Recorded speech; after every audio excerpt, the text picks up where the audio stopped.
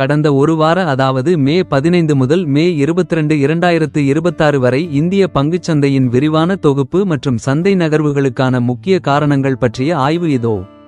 கடந்த வாரத்தில் இந்திய பங்குச்சந்தை ஒரு குறிப்பிட்ட எல்லைக்குள் ஏற்ற இறக்கங்களுடன் காணப்பட்டு வாரத்தின் இறுதி நாளான வெள்ளிக்கிழமை மே 22 அன்று சாதகமான முடிவை எட்டியுள்ளது. 1. முக்கிய குறியீடுகளின் நிலவரம் மே 22 2026 இறுதி நிலவரப்படி வாரத்தின் இறுதி வர்த்தக நாளில் வங்கி மற்றும் நிதித்துறை பங்குகளின் பலத்த ஆதரவாலும் உலகளாவிய சாதகமான சூழலாலும் சந்தை லாபத்தில் முடிந்தது. குறியீடு வார இறுதி மதிப்பு அன்றைய உயர்வு வாராந்திர போக்கு BSE சென்செக்ஸ் 75415.35 பிளஸ் 231.99 பாயஸ் 0.31%. நடுத்தர மீட்சி NSE நிஃப்டி 50 23719.30 பிளஸ் 64.60 பிளஸ் 0.27%. 23700க்கு மேல் நிலை பெற்றுள்ளது. Nifty bank 54055.35 plus 615.95 plus 1.15%. வாரத்தின் டாப் பெர்ஃபார்மர் 2. சந்தை நகர்வை தீர்மானித்த 4 முக்கிய காரணிகள்.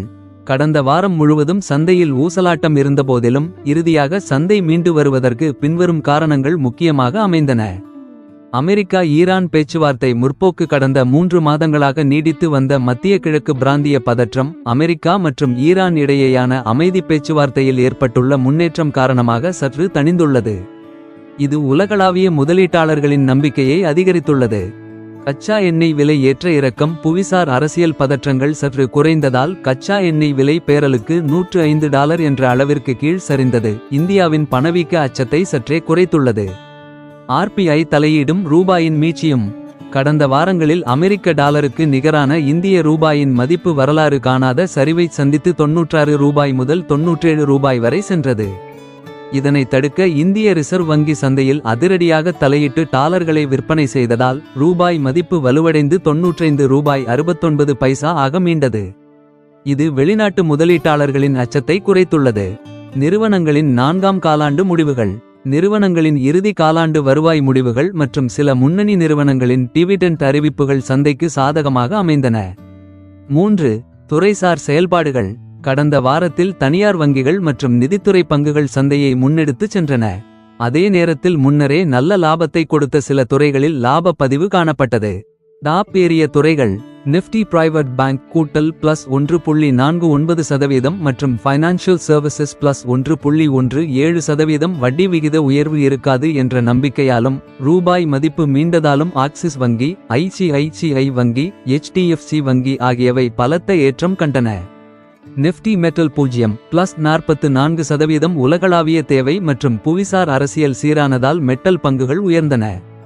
சரிவைச் சந்தித்த துறைகள் நிஃப்டி ஹெல்த் கேர் -1.52% மற்றும் ஃபார்மா -1.27%. கடந்த சில வாரங்களாக தற்காப்பு பங்குகளாக விளங்கிய பார்மா துறையில் முதலீட்டாளர்கள் லாபத்தை எடுத்ததால் சரிந்தது.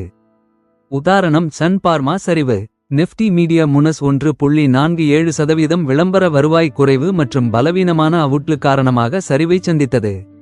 Nifty IT -0.37%. ரூபாய் மதிப்பு மீண்டதால் ஐடி ஏற்றுமதி நிறுவனங்களின் லாப வரம்பு பாதிக்கப்படலாம் என்ற கணிப்பில் லேசான சரிவு ஏற்பட்டது. 4. முன்னணியில் இருந்த பங்குகள் அதிக லாபம் ஈட்டியவை. Nifty 50 Trent limited $4303 plus 3.18%. தொடர்ந்து வலுவான நுகர்வு தேவை காரணமாக ஏற்றம். Shriram finance $942 plus 2.98%. Axis bank $1287 plus 2.69%. ICICI bank $1267 20 plus 1.96%. நஷ்டத்தை சந்தித்தவை மேக்ஸ் ஹெல்த் கேர் 4ஆம் காலாண்டு லாபம் சந்தை எதிர்பார்த்ததை விட குறைவாக வெறும் 3 விழுக்காடு YoY உயர்வு இருந்ததால் பங்கு விலை 7% வரை சரிந்து $1023.05 முடிந்தது. சன் ஃபார்மா மற்றும் ONGC முறையே லாபப்பதிவு மற்றும் கச்சா எண்ணெய் விலை மாற்றங்களால் சரிந்தன. 5. தொழில்நுட்ப பகுப்பாய்வு மற்றும் சந்தை பார்வை. தற்போது இந்திய பங்குச்சந்தை சரிவில் வாங்குவது உச்சத்தில் விற்பது என்ற வரம்பிற்குள் நகர்ந்து கொண்டிருக்கிறது. நிஃப்டி 50 முக்கிய நிலைகள். உடனடி ஆதரவு எல்லை 23,600 முதல் 23,550 வரை.